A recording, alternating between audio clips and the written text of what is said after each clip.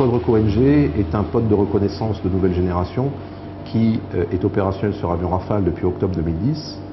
Les premiers avions Rafale équipés de ce pod se sont posés sur la base de Sigonella et ont réalisé leur première sortie opérationnelle sur le théâtre libyen à compter de juillet 2011. En gros, c'est un appareil photo numérique, un gros appareil photo numérique donc qui fait 5 mètres de long et environ 1 tonne. Donc on a 2 capteurs différents. Donc, un capteur qui se situe ici à l'avant de la nacelle et un capteur qui se situe à l'arrière en dessous. Donc là, avec le capteur avant, on peut faire des photos dans le domaine visible et infrarouge, et à l'arrière uniquement infrarouge. Donc ça nous permet de faire des photos de jour comme de nuit. Nous montons la nacelle de reconnaissance sous l'avion. Donc l'avion est ce qu'on appelle lisse, donc on va lui accrocher la nacelle sous le fuselage.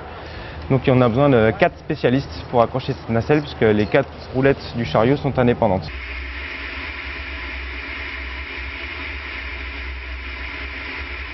La mission s'est très bien passée, donc je reviens de 2h45 de vol.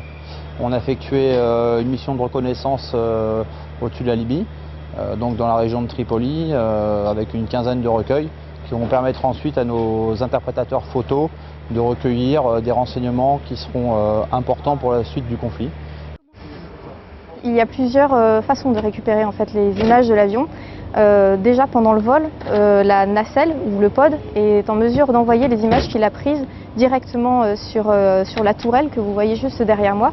Une fois que ces images sont reçues, elles sont transmises vers la station de réception de données. Et ensuite, derrière, vous avez des interprétateurs images qui sont sur les stations SAIM et qui interprètent justement ces images, récupèrent les images qu'il y a sur les boîtiers.